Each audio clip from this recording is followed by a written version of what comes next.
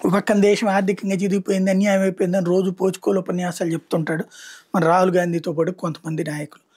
ఇక 12 లక్షలు ఉన్నటువంటి బడ్జెట్ 50 లక్షలకి వెళ్ళినా, నెలకి 1,50,000 చొప్పున జీఎస్టీ వస్తున్నా, అట్లాగే ప్రపంచంలో టాప్ 3కి వెళ్ళినా, టాప్ 4కి వెళ్ళినా, ఇంకా టాప్ 3కి వెళ్ళబోతున్నా నెగిటివ్ ప్రాపగాండాతో వీళ్ళు చెప్పే అబద్ధాల ప్రచారాన్ని సాగిస్తూనే ఉంటారు.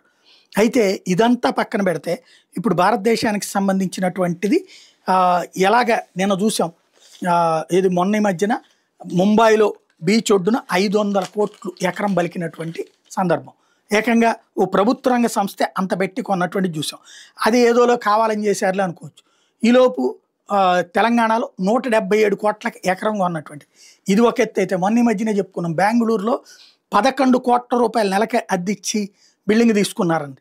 ఇప్పుడు గురుగాము భారతదేశ చరిత్రలోనే అతిపెద్దదైనటువంటి రికార్డు మోర్గాన్ స్టాన్లీ సంస్థ వాళ్ళ భారీ ఆఫీస్ 1.1 మిలియన్ అంటే 11 లక్షల స్క్వేర్ ఫీట్ ముంబైకి సంబంధించినటువంటి ఏది ఏరియాలు మోర్గాన్ స్టాన్లీ వాళ్ళు ఇప్పుడు తీసుకుంటున్నారు.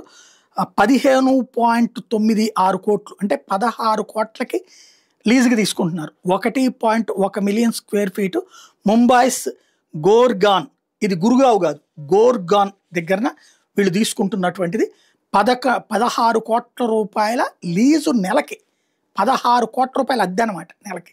అక్కడే మొన్న 500 కోట్ల రూపాయలకి ఎకరం బలికినటువంటి సందర్భం.